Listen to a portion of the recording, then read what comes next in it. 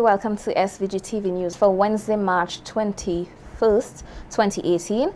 I am Yvette Bones with the details. The 40-year-old Bailey Bridge, located in Cumberland, which was damaged significantly during the 2013 December floods, has been replaced with a new road connection, the Cumberland Bridge. Nikita Tony tells us more in this report. On October 6, 2016, the government of St. Vincent and the Grenadines broke ground on site in Spring Village for the construction of one of the longest span bridges in the country, the Cumberland Bridge. A year and a half later, residents and commuters on the evening of Tuesday, March 20th, gathered in the same location to witness the official opening of the newly constructed bridge. Financed through a grant of $5 million from the government of Mexico, the bridge was done in 5 components and included the main bridge, a temporary bypass bridge, repairs to existing village bridges, an additional embankment and river defense work. Giving an overview of the work done, senior engineer within the Ministry of Transport and Work, Cecil Harris, thanked all partners for their efforts in making the bridge a reality. Bridge contract on the island.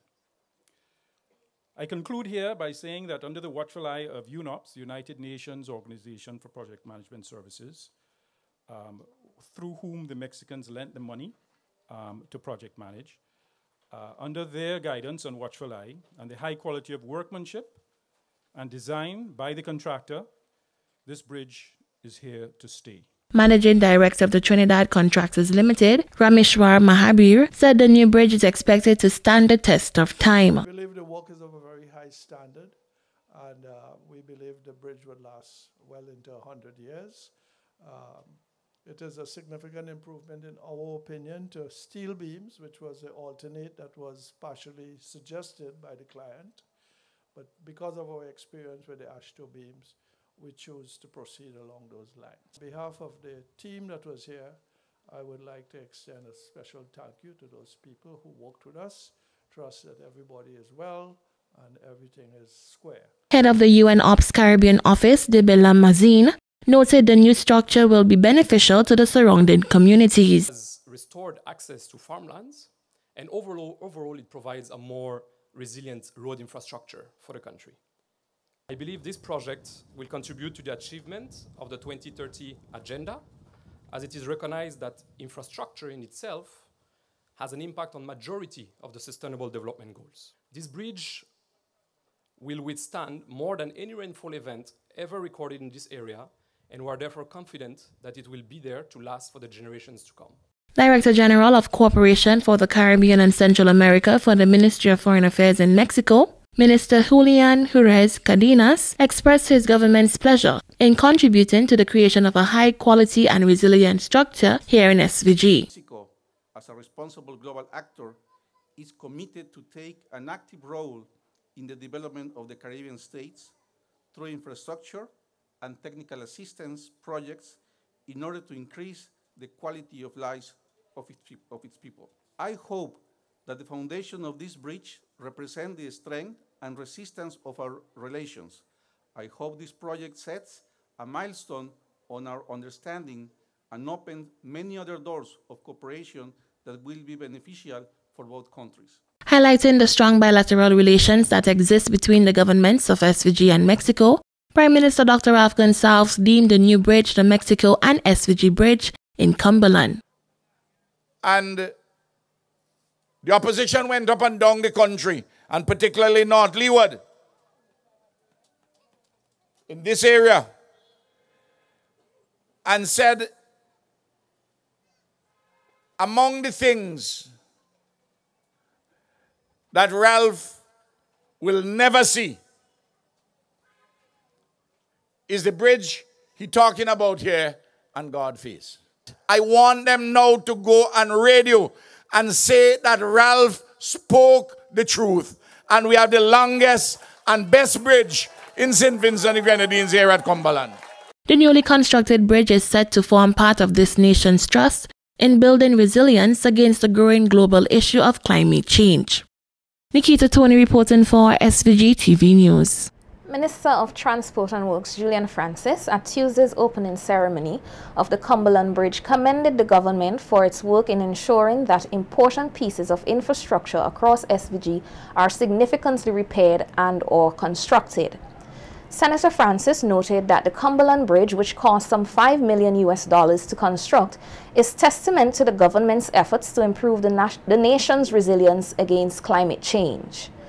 2011, 2013, 2016, and 2017, we have been hit hard by water. Government, I believe, will go down in the history of the region, if not the Western Hemisphere, as the government who has either repaired or built almost 3 times the number of bridges in the years that they have been in office. On the 28th of this month, the Unity Labour Party will be celebrating its 17th year in office. Expressing his gratitude to all partners in the completion of the Cumberland Bridge, Senator Francis went on to outline a number of upcoming bridge constructions and/or repair work to take place. This reputation, and this is the track record, we have the North River Bridge to be built soon. In fact, I believe that has been awarded already to a particular contractor with negotiations and having the port now involved in its assessment. North Union River Bridge, Red Dog Bridge is under construction now, and O'Brien's Valley Bridge. Those 2 bridges are just about, well, O'Brien's Bridge, basically the road needs to be paved, and Red Dog Bridge in Mesopotamia will be coming close to an end. On Fitzhugh's would run us between $500,000 and $600,000 to put in a bypass bridge and secure the existing bridge and put in an abutment to keep it safe. But the one in Sharps, and I trust that works will commence on that, I will say within a month or within the month coming. The one in Sharps, we are doing some designing on that. Vincentians here at home can expect more job opportunities as the government says it is in talks with several international hotel brands, including the Hilton, to set up business here. Speaking at a recently held ceremony in Fancy for the opening of the Cottage Road, Prime Minister Dr. Rav Gonsalves said the government is looking forward to requests for proposals from the Hilton and other international brands, noting that the opportunity can create more employment for Vincentians. Then Camilo, I say you work with the people with the hotels. So Sabota report to me on the medical marijuana, Sabota report to me on the, Camilo report to me on the hotels. You already have a discussion with Hilton. There's 2 other international brands over the next month you'll be having discussions with. They're coming. Then I'm going to ask them what they call for RFPs, requests for proposals. Let me see what is the best proposal. And we have things going. Black Sand Hotel down in Peters Hope, they start clearing away and doing the preliminary work for the 40 villas, which is 200 rooms, and the hotel will be 200. And you who are up here in Fancy, keep your ears open. You have the training at the community college and you'll get specific training also for those jobs. PM Gonsalves also expressed confidence that the introduction of a call center in SVG soon will create around 400 jobs, adding, however, that Vincentians must ensure that the goods and services they provide are of a high quality. And I reported to the cabinet already with a group from the United States regarding a call center. They're in another Caribbean country. They go start small and we ramp it up. We Within a relatively short period of time, I expect to see 400 or 500 jobs. Maybe after a year and a half in this call center business. And hopefully it rises as we go ahead. All those are opportunities. I give you a glimpse of it. Remember always that we have to produce our goods and services at a competitive price and good quality to sell to people overseas and to bring people here to sell those goods and services. And those things are to improve our country, create jobs, and create wealth. Attorney Jomo Thomas is of the view that the non-payment of court-awarded money to his client Otto Sam is an embarrassment to the state. At a media conference on Tuesday, Thomas said that the 6-year-long legal battle in which 2 judges awarded the educator over $60,000 plus interest and other damages for his dismissal and illegal transfer, which have not yet been paid in full, is tantamount to disregard for law.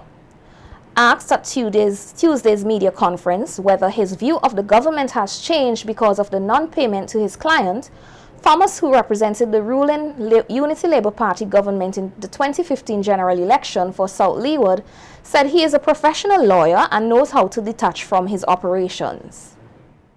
There will be differences, and I have had a lot of differences with the way in which certain things are done, and sometimes I speak about those differences. But this difference is not a personal or policy difference.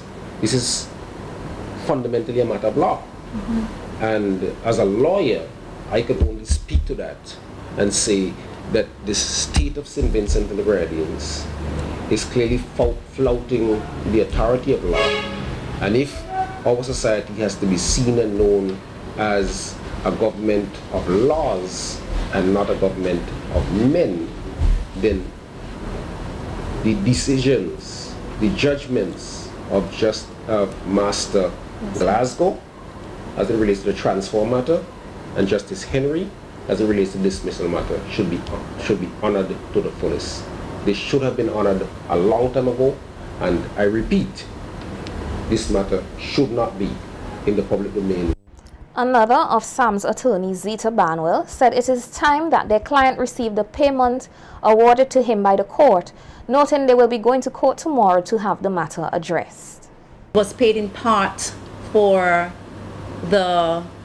from interdiction up to 2016, his salary, but that order of court said that Mr. Sam was and still is a teacher or public servant, which means that he continues to get paid until he is retired, and we're still waiting for the state to honor that aspect of the obligation in the award. Because when we go to court on Thursday, that is for assessment of damages with respect to the unlawful and wrongful dismissal.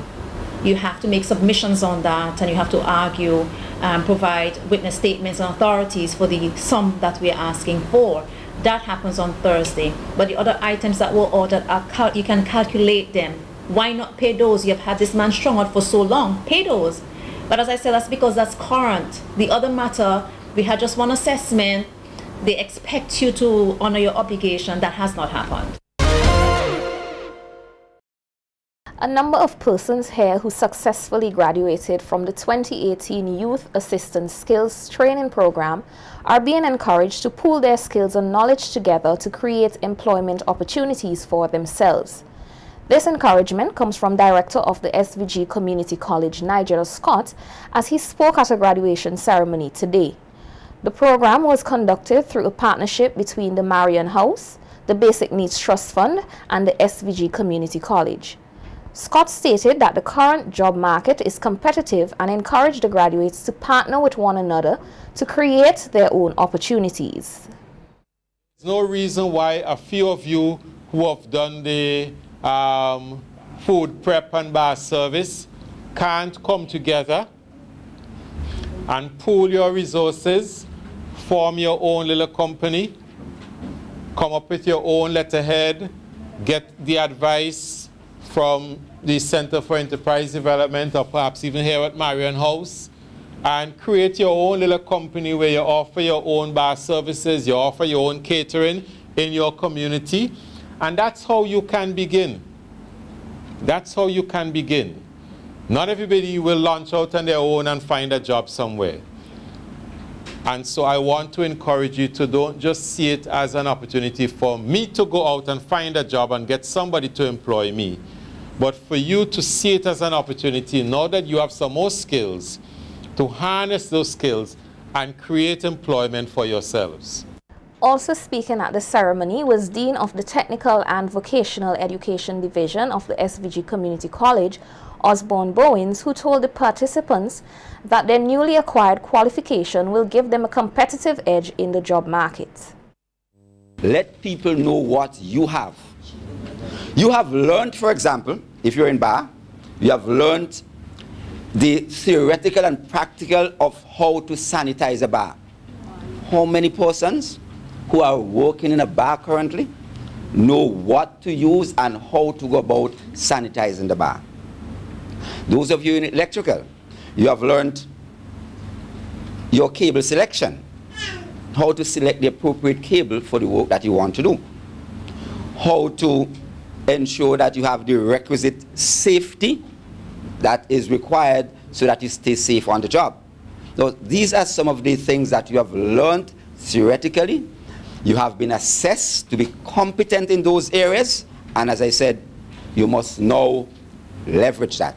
Bowens also encouraged the graduates to marry their technical skills along with soft skills such as manners and respect to thrive in their chosen field. There are lots of people who have strong technical skills.